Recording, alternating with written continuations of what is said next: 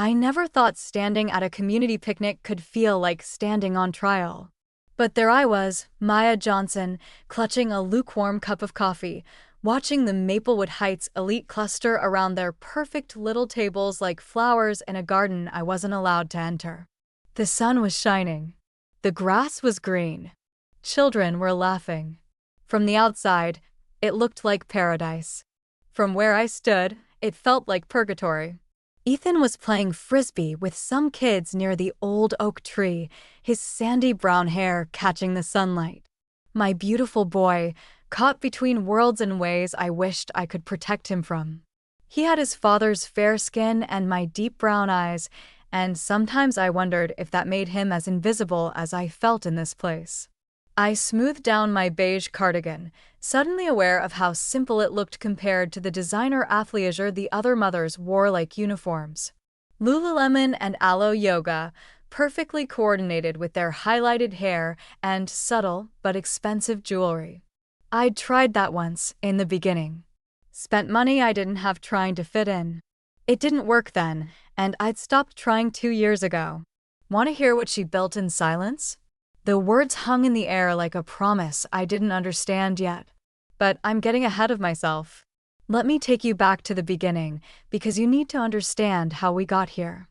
How a single mother and her mixed-race son ended up changing everything in this perfect little suburb.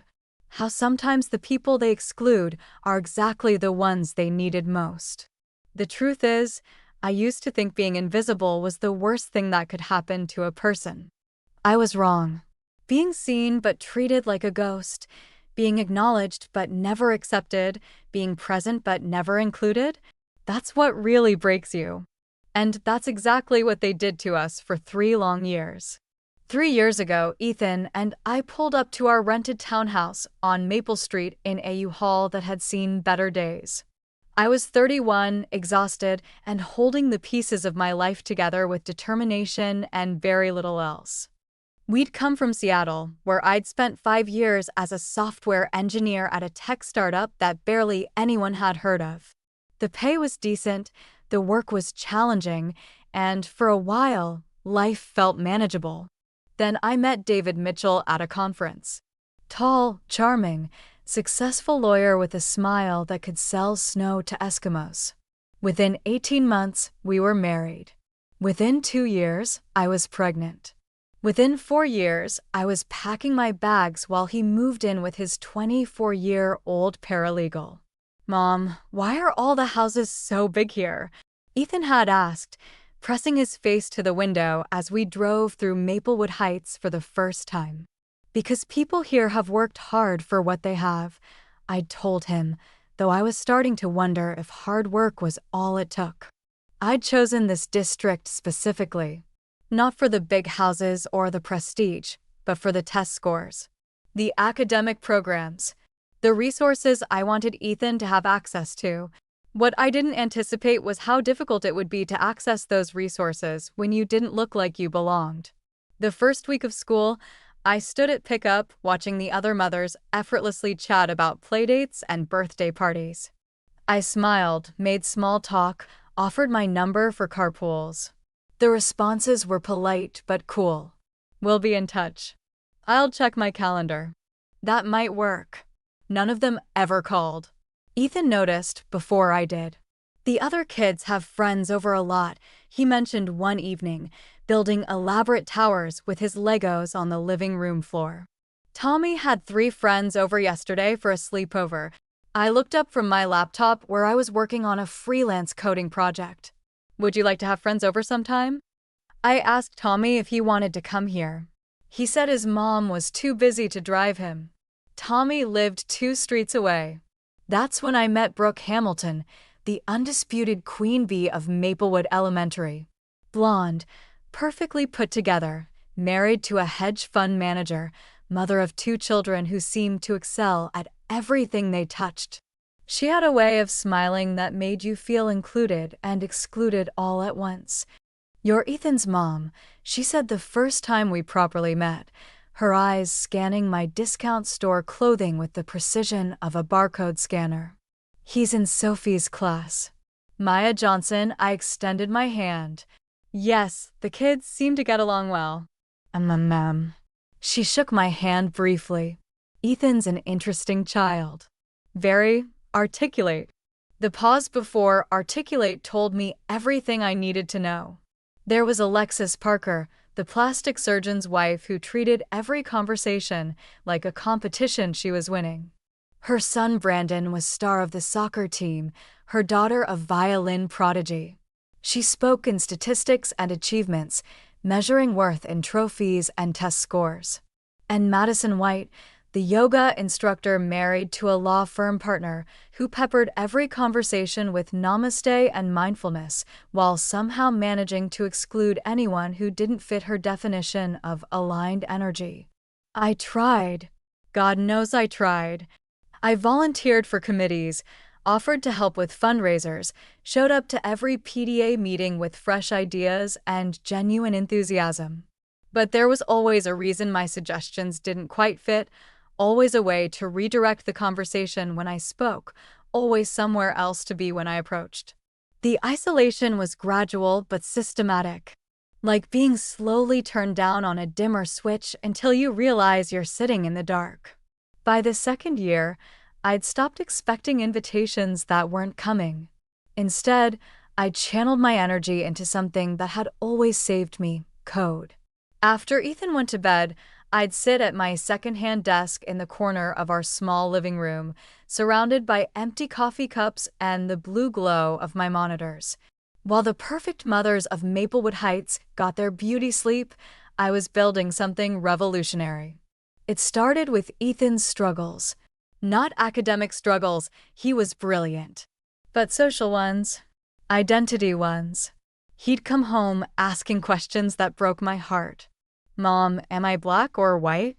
Why do some kids say I talk proper for someone who looks like me? Why don't I fit in anywhere? Those questions led me to research learning differences, social development, the psychology of belonging. I discovered that many children struggling with academic performance weren't lacking intelligence, they were lacking the right tools.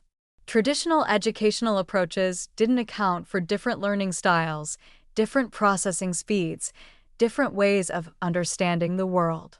So I started building NeuroLearn. It began as a simple adaptive learning platform. AI that could recognize when a child was struggling and adjust the teaching method in real time. Visual learners got diagrams and animations. Auditory learners got explanations and music. Kinesthetic learners got interactive simulations. But as I coded late into the night, it became something more. The platform began incorporating emotional learning, social development, confidence building. It recognized patterns not just in how children learned academic concepts, but in how they learned to see themselves. Ethan would find me asleep at the computer some mornings, my face pressed against the keyboard, lines of code still scrolling across the screen. "What are you building, Mom?" he'd ask, bringing me coffee in his favorite superhero mug. Something to help kids learn better, I'd say. Something to help every kid feel like they belong somewhere. I didn't tell him about the chat logs I'd found. The group message thread from some of the Maplewood mothers titled Neighborhood Watch, where they discussed everything from suspicious cars to new families, where they referred to us as that woman and her son and questioned whether we had the right values for their community. I didn't tell him about the comments I'd overheard at school pickup. How Brooke had loudly wondered if certain families understood the culture of their school. How Alexis had suggested that some people were taking advantage of programs meant for families who've invested in the community. Instead, I coded. Line by line, night after night, I built something that would prove our worth in a language they couldn't argue with. Results. The beta testing was incredible. Children using NeuroLearn improved their academic performance by an average of 89%. More importantly, their confidence scores increased by 127%. They weren't just learning better, they were believing in themselves. I submitted papers to educational journals, applied for patents, created detailed studies on adaptive learning and social-emotional development, all under my maiden name, keeping it separate from my life in Maplewood Heights. I wasn't ready for them to know what I was building. Not yet. The third year brought a new level of creative exclusion. It wasn't enough to simply not invite us to things anymore. They had to make sure we knew we weren't included.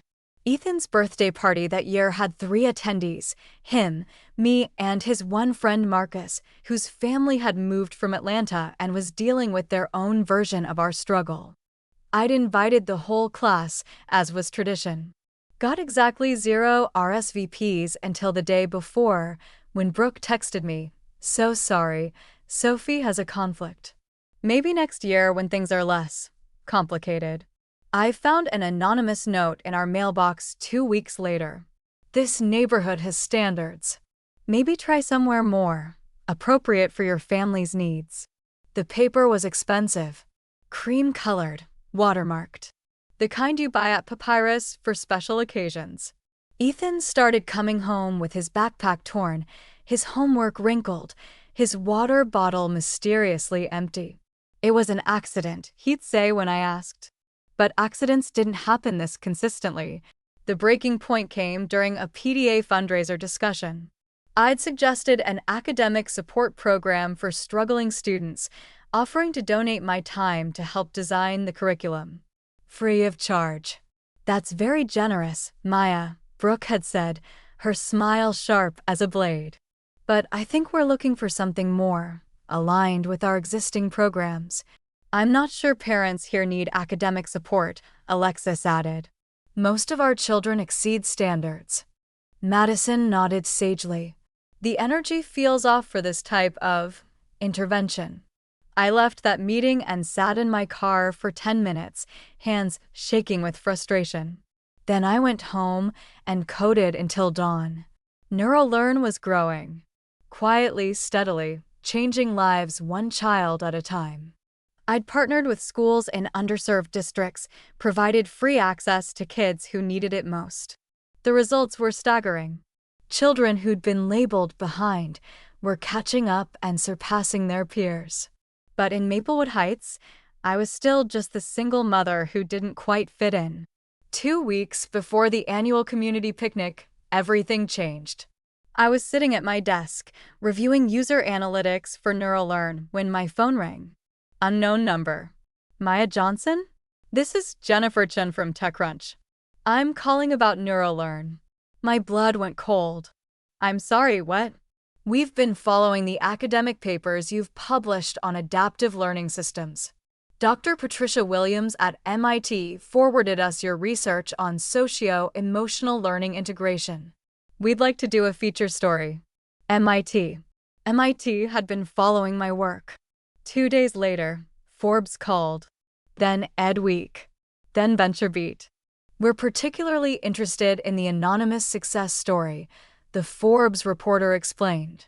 "A single mother, working in secret, creating something that's revolutionizing education. It's David and Goliath, but with code." The offers started coming in. Google Education wanted a licensing deal. Apple was interested in acquisition talks.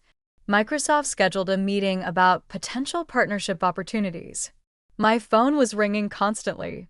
Reporters wanted interviews. Venture capitalists wanted meetings.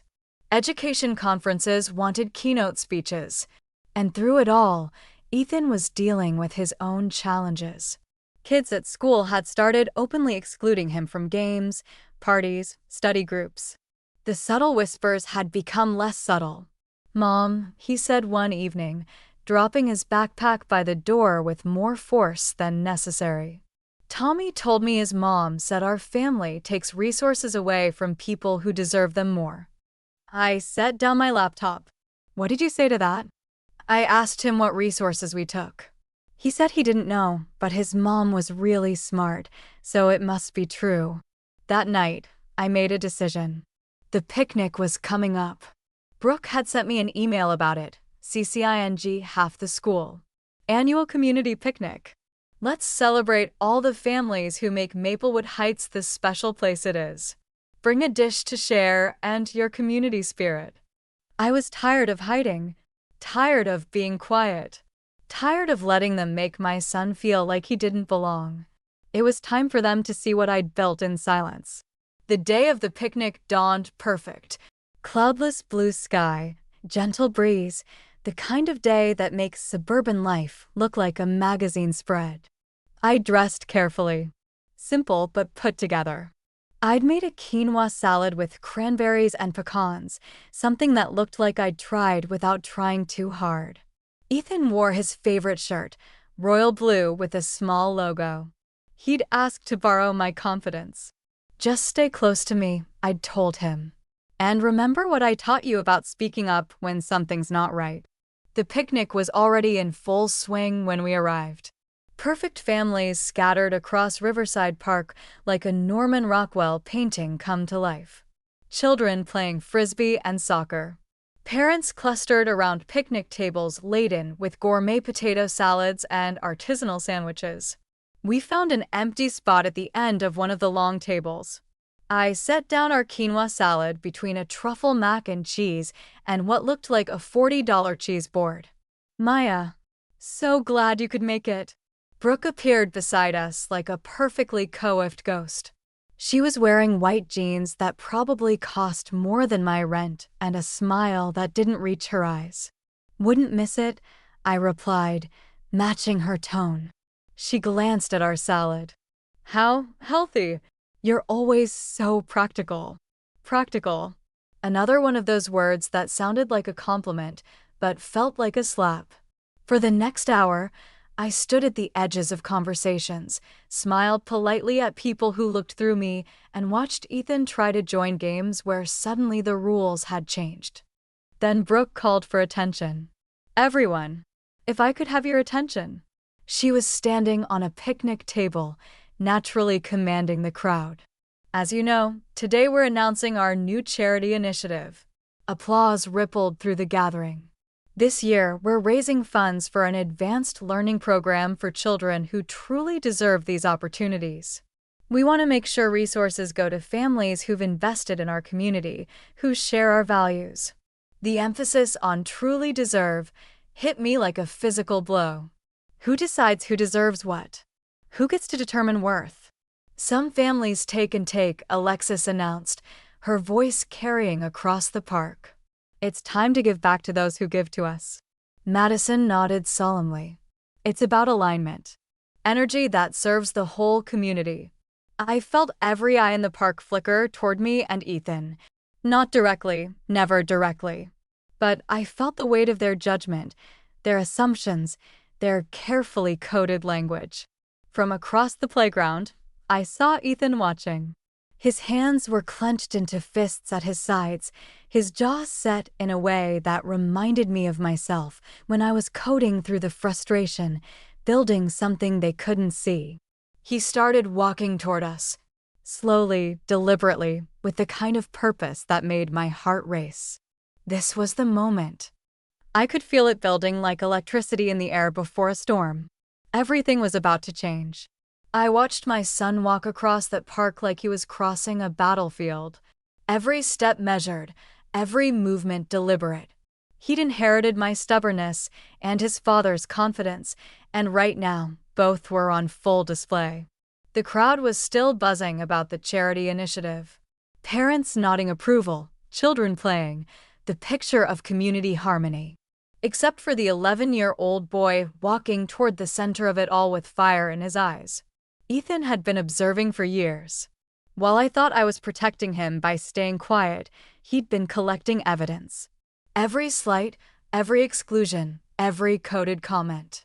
He'd seen how I came alive at my computer at night, how I'd built something in secret while they built walls around us. He'd also seen the phone calls, the emails from reporters, the offers from tech companies that had me pacing our small living room at midnight, trying to process what was happening. Mrs. Hamilton, he called out, his voice clear and strong. Brooke looked down from her picnic table perch, eyebrows raised in surprise. Conversations stopped mid-sentence. Frisbees paused in the air. Yes, sweetie. Her tone was patronizing, the way adults talk to children they're about to dismiss. You keep talking about who deserves what and who contributes to this community. Ethan stepped closer, his hands no longer fists but open, ready. Want to hear what my mom built while you were judging us? The silence that followed was deafening. You could hear the wind in the trees, the distant sound of traffic, someone's phone buzzing forgotten in a purse. I felt my heart stop, restart, then race like it was trying to escape my chest. This wasn't the plan. We'd never discussed him speaking up like this. But looking at him standing there, brave and beautiful and unyielding, I realized maybe it was always supposed to be him. Maybe it was always supposed to be the children who called out the adults for their failures. Brooke's smile flickered, uncertain. That's very sweet, Ethan, but this is really more of an adult conversation. Is it? Ethan interrupted, polite but firm. Because it seems like it's about kids. About who deserves help and who doesn't. About who belongs and who takes things away. He turned to address the entire crowd, this boy who'd been marginalized and excluded finding his voice in the most public way possible. My mom has been working on something for 3 years. Something that helps kids learn. All kinds of kids. Kids who think differently, kids who look different, kids who come from different places. Alexis stepped forward.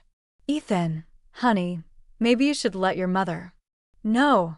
Simple, direct, final. You talk about families who contribute. You want to know about contribution? My mom built something that helps kids who can't learn the regular way. Kids like Tommy Chin, who has dyslexia. Kids like Sarah Martinez, who has ADHD. Kids like me, who sometimes feel like they don't fit anywhere. The crowd shifted uncomfortably.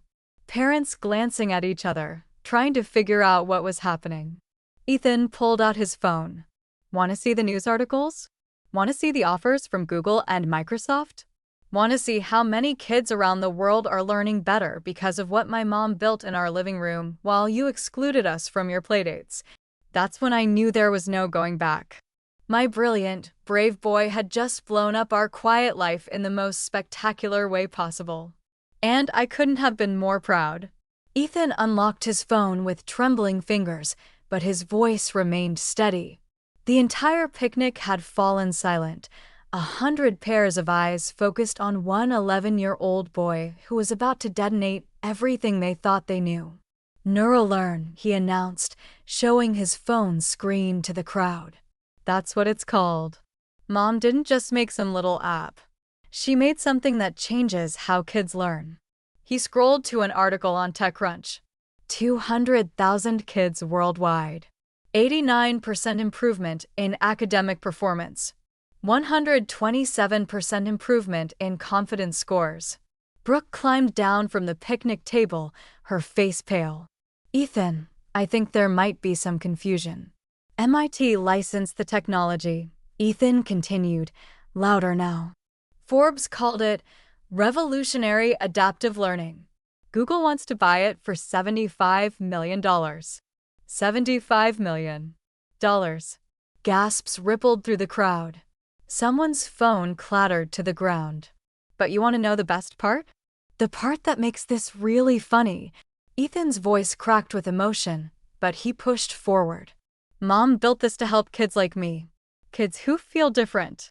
Kids who get treated like they don't belong. He turned specifically to Madison. Remember when you said our family had bad energy? That we weren't aligned with your community values? Guess what? Mom's been helping kids in 12 different school districts. For free.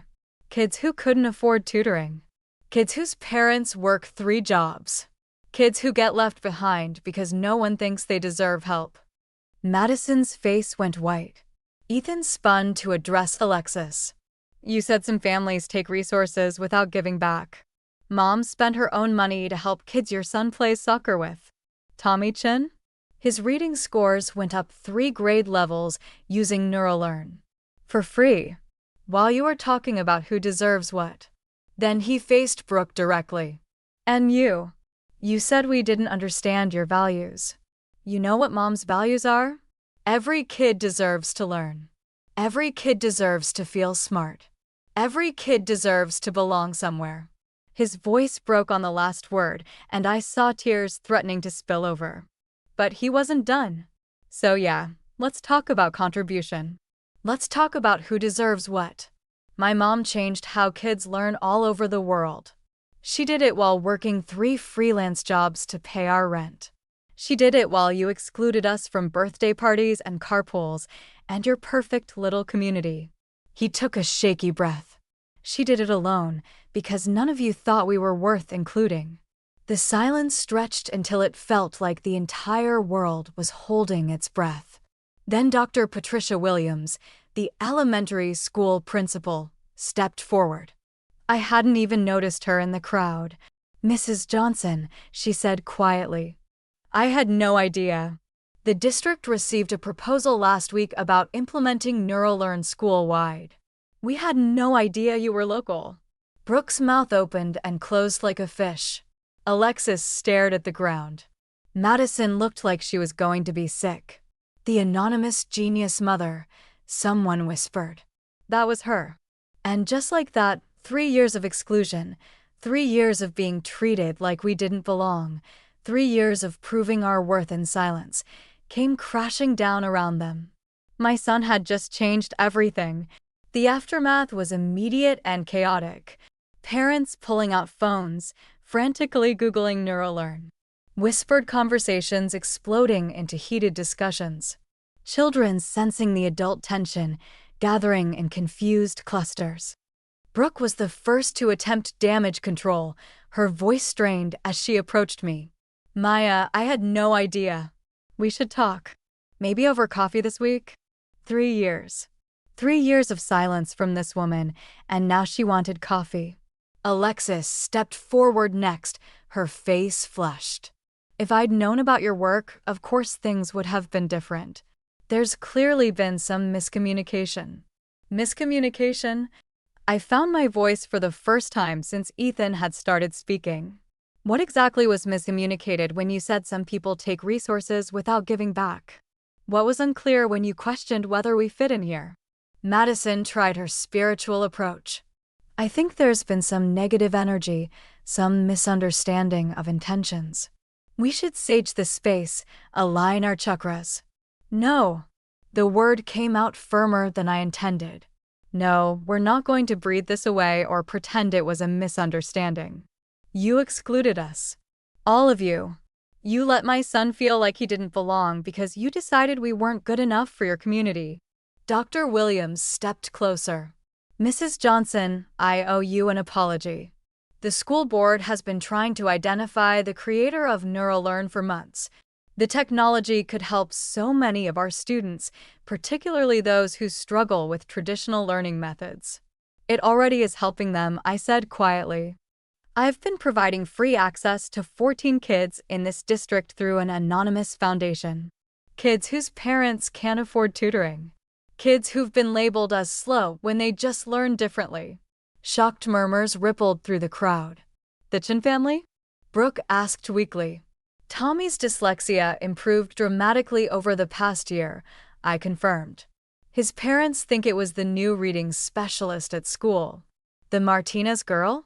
"Sarah's ADHD made traditional learning nearly impossible. NeuroLearn adapted to her specific needs. She's not behind anymore, she's ahead." One by one, I revealed the children I'd been helping.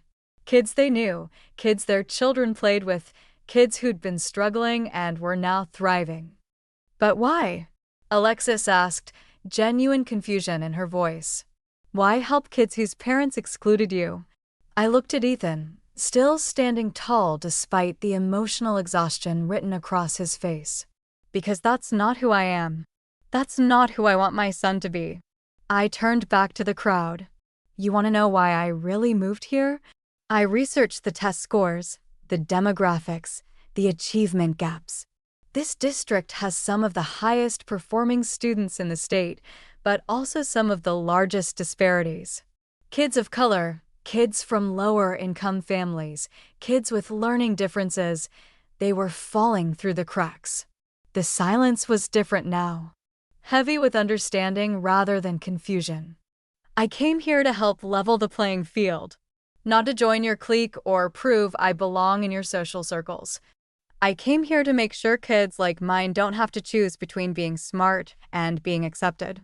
Dr. Williams nodded slowly.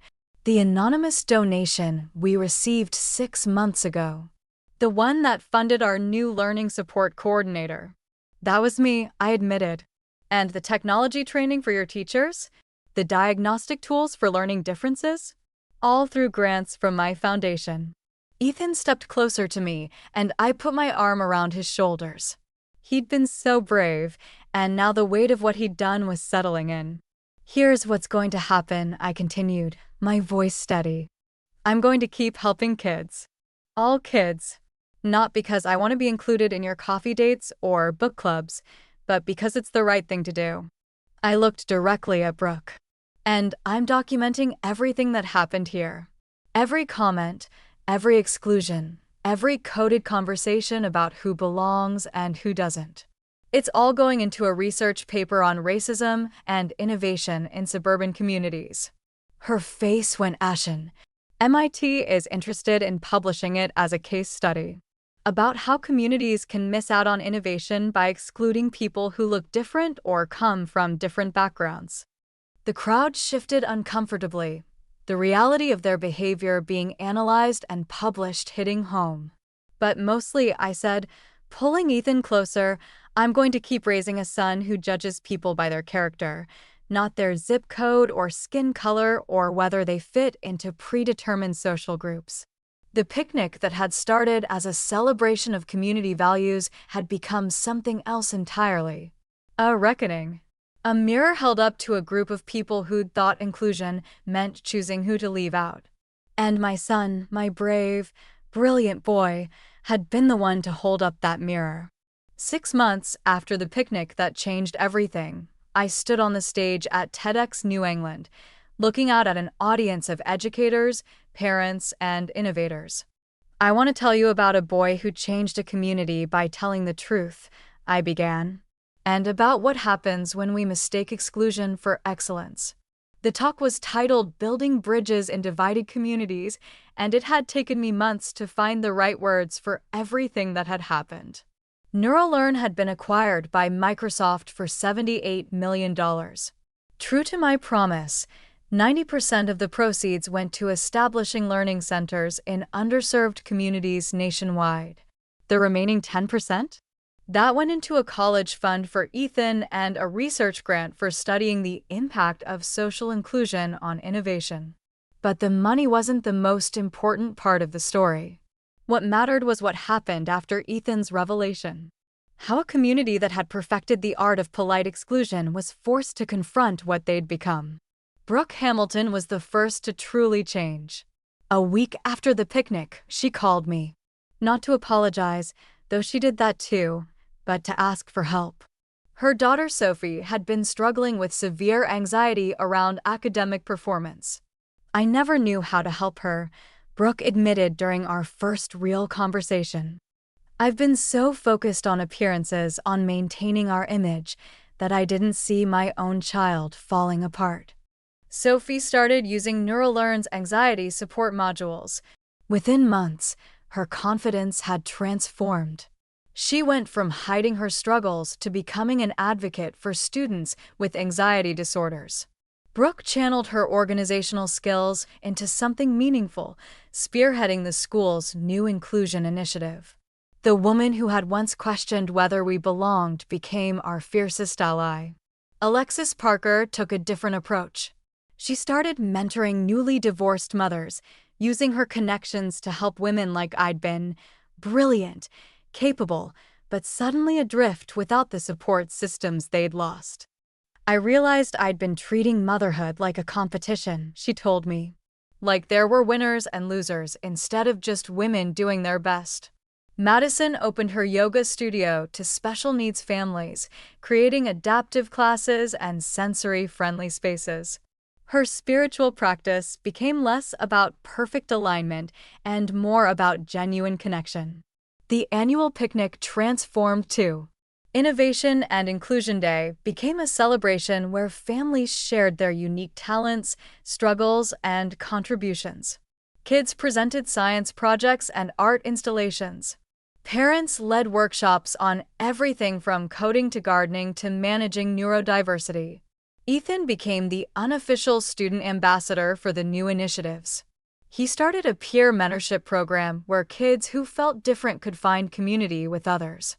His essay about being biracial in suburban America won a state competition and was published in several educational journals. I used to think I was too black for white kids and too white for black kids, he wrote.